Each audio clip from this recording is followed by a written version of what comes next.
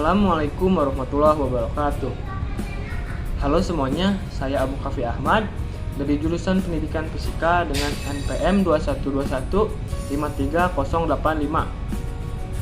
Di sini saya akan menjawab pertanyaan-pertanyaan soal UTS mata kuliah landasan pendidikan. Langsung saja ke soal yang pertama. Menurut Anda apa saja fungsi dari mata kuliah landasan pendidikan? Jelaskan menurut pemahaman dan bahasa Anda sendiri.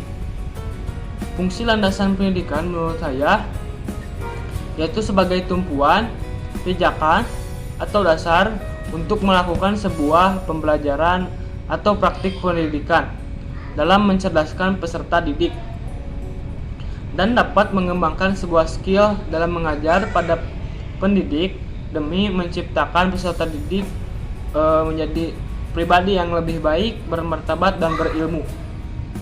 Lalu soal yang kedua, jelaskan apa hubungan hakikat manusia dengan pendidikan.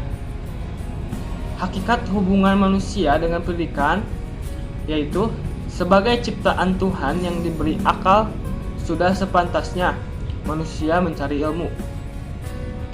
Agar sebuah ilmu terus ada atau mungkin berkembang ke depannya, kita sebagai manusia melakukan sebuah usaha untuk melestarikan ilmu dan menjaga martabat kita sebagai manusia yang memiliki akal. Usaha itu disebut dengan pendidikan. Maka dari itu pendidikan sangat berkaitan dengan manusia. Untuk soal yang ketiga, melalui kegiatan belajar mengajar, seorang siswa pada akhirnya memahami konsep toleransi dan memiliki sikap toleransi terhadap orang yang berbeda kebudayaan dan agama dengannya. Dalam kaitannya dengan hal ini, menurut Anda hal apa saja yang dapat dilakukan seorang pendidik untuk dapat memberikan pemahaman tentang konsep toleransi kepada peserta didik? Sebagai pendidik, agar dapat memberikan pemahaman konsep toleransi kepada peserta didik, pendidik harus memahami apa itu konsep toleransi itu.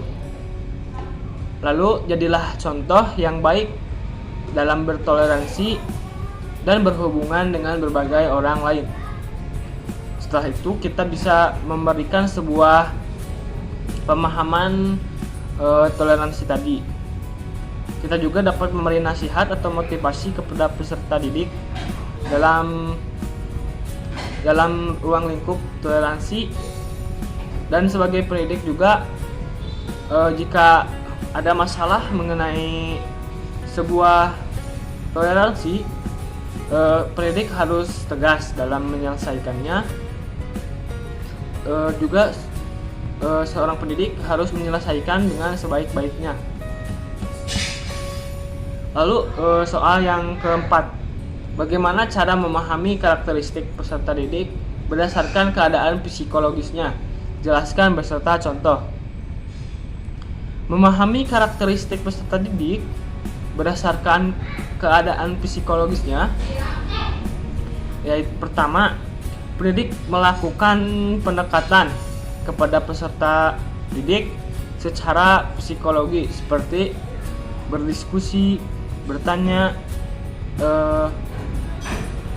membicarakan hal-hal kepada peserta didik mengenai hal yang menarik dan diminatinya.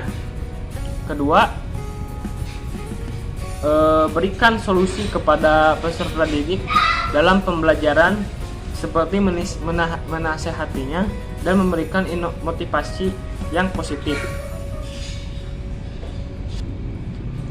Lalu soal yang kelima, Pancasila merupakan landasan filosofis dari negara Indonesia.